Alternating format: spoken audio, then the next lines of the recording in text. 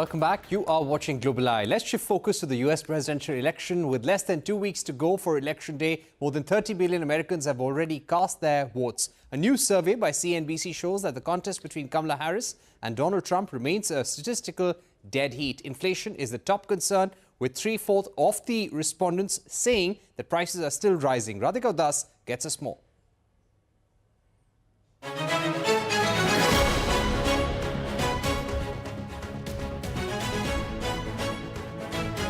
Does she drink? Is she on drugs? Donald Trump is increasingly unhinged and unstable. There are 15 different elements of policy that she changed. He is only focused on himself. We will make America great again. And America is ready to chart a new way forward.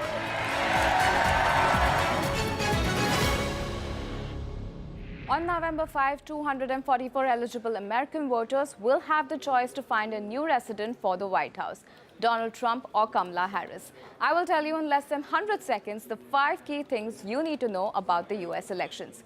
First up, the swing states. As the name suggests, they could swing either way and therefore could impact the outcome of the elections. So which are these states? Pennsylvania, Michigan, Wisconsin, Nevada, Georgia, North Carolina, and Arizona.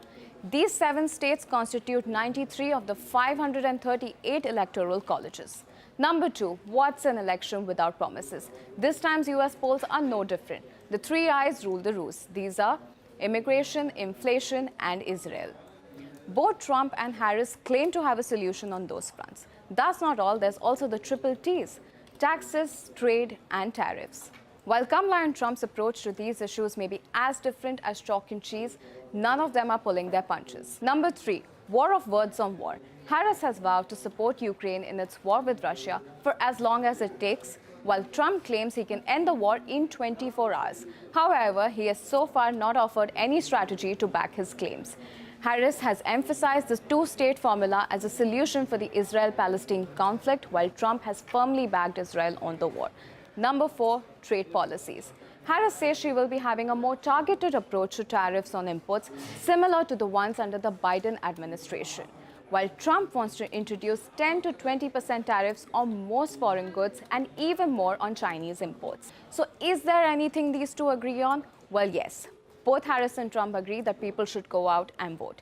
That was your guide to the US elections in less than 100 seconds. The outcome of the elections could have an impact on India's ties with America, be it in the field of defense ties, trade, or diplomacy. We at CNBC TV 18 will be giving you a comprehensive coverage of the US election countdown starting next week. So keep it with CNBC TV 18, your US elections headquarters. To take this discussion forward, you're now joined by Robert Kahali, founder of the Trafalgar Group. Mr. Kahali, thank you very much for joining us on Global Eye on CNBC TV 18. Let me begin by asking you, your latest polls predict an edge for Donald Trump. It's 46-44 as of now. What do you think is the reason why Donald Trump continues to have a slight lead over Kamala Harris in some areas? Well, you're speaking about 2 different things. One is the national popular vote, which is irrelevant in America because it's based on the Electoral College. So even though he has a slight lead in the popular vote, that has no bearing on who wins the election.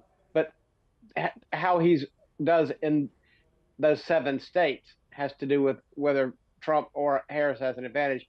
And we do see Trump leading in 5 of the 7. Everything except for Nevada and Wisconsin, Trump has a somewhat consistent lead, and his lead has been going up over the past few weeks. Since the second assassination attempt, Trump has continued to gain strength, and Kamala Harris has declined. So, and also a number of Republicans have participating in the early voting, which people can go and vote in person before Election Day. And in the past, mostly just Democrats did that. So these factors have a lot to do with how the election's going. And so much of the voting has already been done. Some estimates between 1/4 and 1/3 of the vote has already been cast. Right. Yes, many say that now it is just about what the remaining voters feel or perceive about the two candidates. Which state, according to you, will really matter in this election? Well, I think it's going to come. I mean, Pennsylvania is kind of the state that if Trump continues to do what he has done there and demonstrate the kind of lead he's had there, it becomes virtually impossible for Harris to win if she loses Pennsylvania. Trump has a path without Pennsylvania, but she really doesn't. Uh, Trump could win all of the what's called the Sun Belt, Georgia, North Carolina, Arizona, and Nevada, and then he would just have to win like one of the other states. Uh, he could win Michigan instead of Pennsylvania. But Harris desperately needs for the way that she would need to definitely win Pennsylvania to have the kind of shot she needs. So it's going to be very Right. Those votes are going to matter tremendously. And obviously, the previous reporter mentioned that American foreign policy and how it will probably relate to India is impacted by this election. You're absolutely right. The world is watching and India is watching out this election very closely. The next question that I would also like to ask you is about the voter base, the key voter base that Donald Trump had at the end of the election in 2020, even though he lost. Has he retained that voter base or has that voter base shrunk? He's grown it. Never in 2020 was he ever ahead in the popular vote. And in none of the polls was he ever this close. So he has actually grown that voter base from 2020.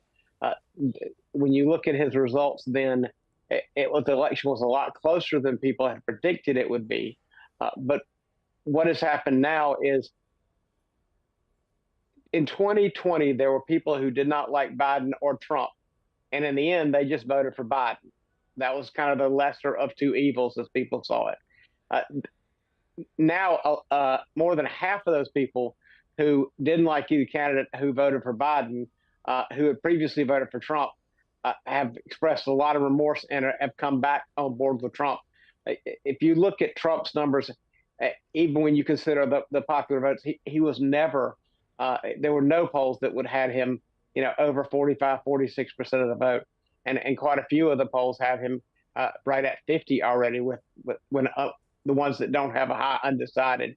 The CNBC poll had a relatively high undecided, but the ones that have lower undecideds have him over 50. Right. Now, if you were to explain to our viewers what truly counts from now till the 5th of November and what could really change things for the candidates, are there any issues which really matter on the ground in these remaining 14 to 15 days? Yeah, I mean, certainly there are. We could always have, some sort of a certainly, God forbid, a terrorist incident. So depending upon how Israel responds to Iran can have a significant effect on the election.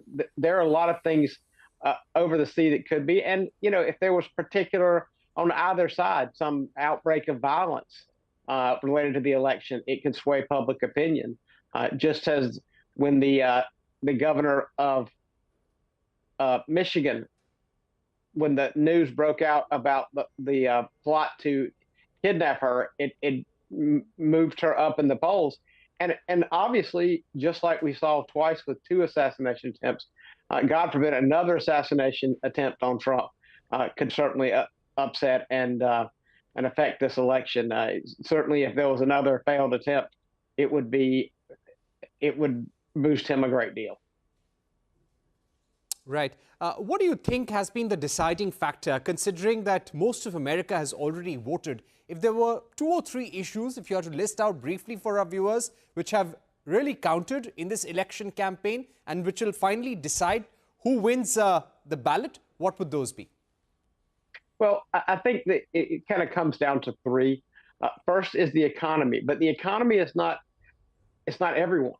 There's a segment of the population that has have not been suffering from it, that have their incomes have gone up and they are not as concerned about the economy.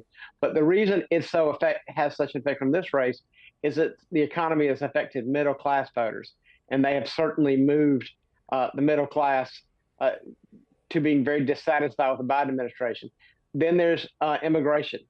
The Biden administration dropping all the requirements that kept the border crossings to a minimum when Trump was president has had a significant effect in the tune of 10, 20 million people have come into America in not a very long time, and their entire communities that have been overwhelmed, and so many government services have been exhausted, and the money is being spent, and people are obviously very frustrated with that money being spent. And the other is Americans' weakness. I mean, America's weakness on the world stage after the evacuation from Afghanistan and how poorly that was done, and after Russia was not deterred at all and decided to go on into Ukraine, and frankly the fact that, I mean, I don't know if this will upset people in your market, but the fact that India is in the middle of this BRIC stuff, you trust China at your peril, but the fact that you feel like you can't count on America and you have to go in the arms of Russia and China is also a reflection. I mean, it's just sad, and hopefully America's strength will change that, and you guys will get out of that. All right, Robert Kahali, it was a pleasure having you on Global Eye. Let's see which way this election goes. The results will be out on the 5th of November, hopefully, and we will be watching it out very closely, and hopefully you can join us again. With that, it's a wrap on this edition of Global Eye. Thank you for watching. Stay tuned to CNBC TV 18. The news and updates continue on the other side.